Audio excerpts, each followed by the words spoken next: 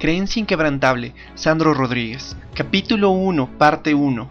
Como en el día de la prueba en el desierto. Hebreos 3:8. El desierto es un lugar caliente, árido y solitario.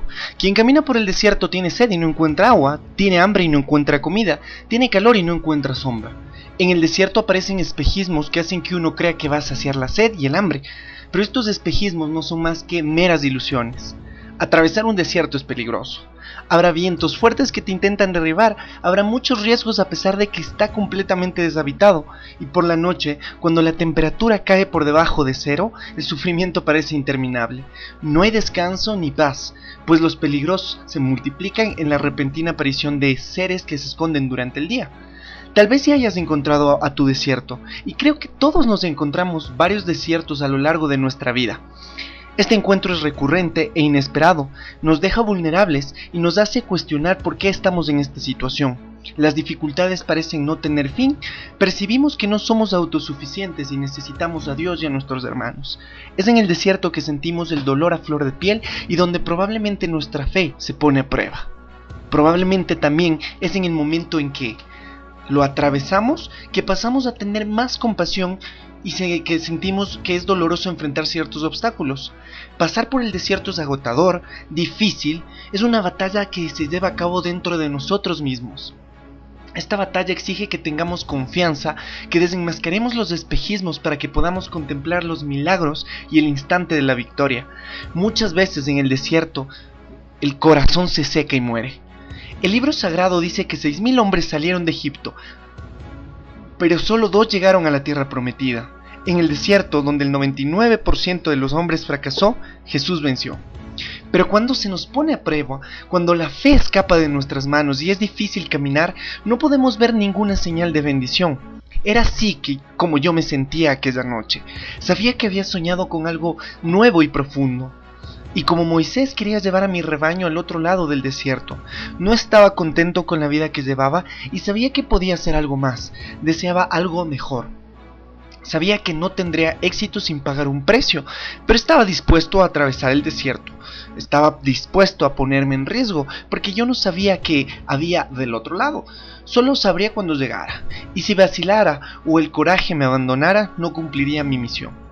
La responsabilidad había golpeado a mi puerta, no podía simplemente dejar el rebaño y abandonar todo. Dios había puesto un deseo en mi corazón para mostrarme que había algo más en la vida, pero yo no podía verlo. No aquella noche. En 2008 inicié la travesía que me reclamaba mi desierto. Completamente vulnerable, no sabía cómo conducir mi rebaño. Había reunido a mis 40 líderes de ventas de Ginodé y les había dicho que comenzaríamos un nuevo modelo de ventas que cambiaría la historia de la empresa. Haríamos que Ginodé estuviera donde merecía estar. Estaba todo listo. Habíamos creado un mecanismo que, bajo mi punto de vista, posibilitaría que nuestros sueños se realizaran. Fue entonces que el primer mes tuvimos una caída del 90% de la facturación. Era el año de la crisis internacional y nuestra empresa era sólida, con 20 años de existencia, era próspera, por lo menos hasta ese día. De a poco perdimos todo lo que habíamos conquistado a lo largo de los años. Mi madre vendió su casa, vendimos el terreno, el edificio, todo lo que teníamos. La gente que ganaba 3,000 reales de comisión por ventas ya no ganaba casi nada. En aquel momento, lejos del oasis que ya habíamos habitado, nuestra fuente comenzó a escasear y sentimos que el suelo no era más fértil. Se había hecho difícil seguir caminando. Yo sentía que había destruido todo lo que mis padres habían conquistado con sangre y sudor. Oí decir que había quebrado el negocio de la familia. En mi corazón sentía que había enterrado todo lo que teníamos. Cuando puse los pies en aquel desierto dispuesto a atravesarlo, entendí que había llegado el momento de mi gran prueba. Durante el día transpiraba y sufría. Caminaba por ahí, completamente perdido. Durante la noche oscura me sentía desprotegido y discutía con Dios. ¿Por qué?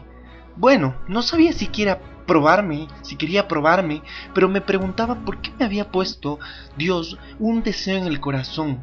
¿Por qué me había hecho creer en la vida si yo no podía atravesar este desierto?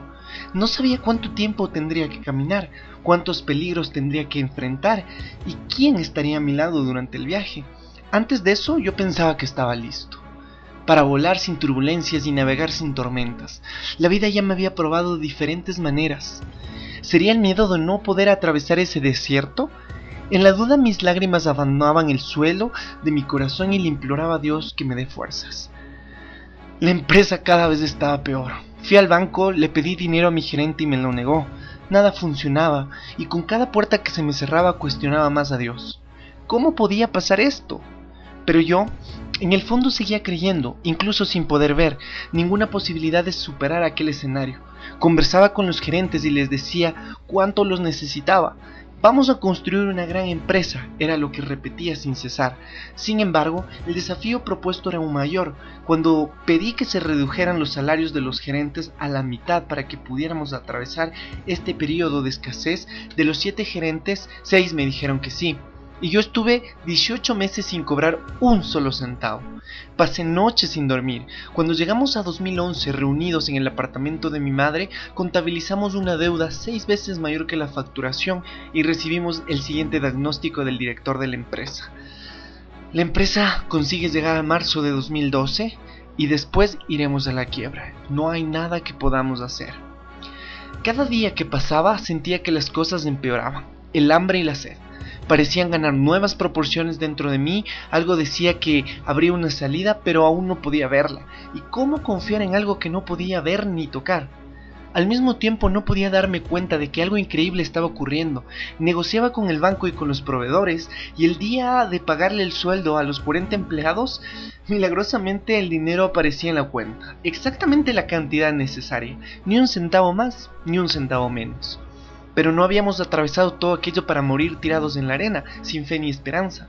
Estábamos seguros de que podíamos cambiar las cosas y ver que el sol puede nacer de otra manera. La empresa con que soñamos tenía que volverse realidad. Tal vez tú te hayas enfrentado ya a un gran dolor y también hayas vivido el milagro de superarlo. Si no te ha sucedido, te cuento algo.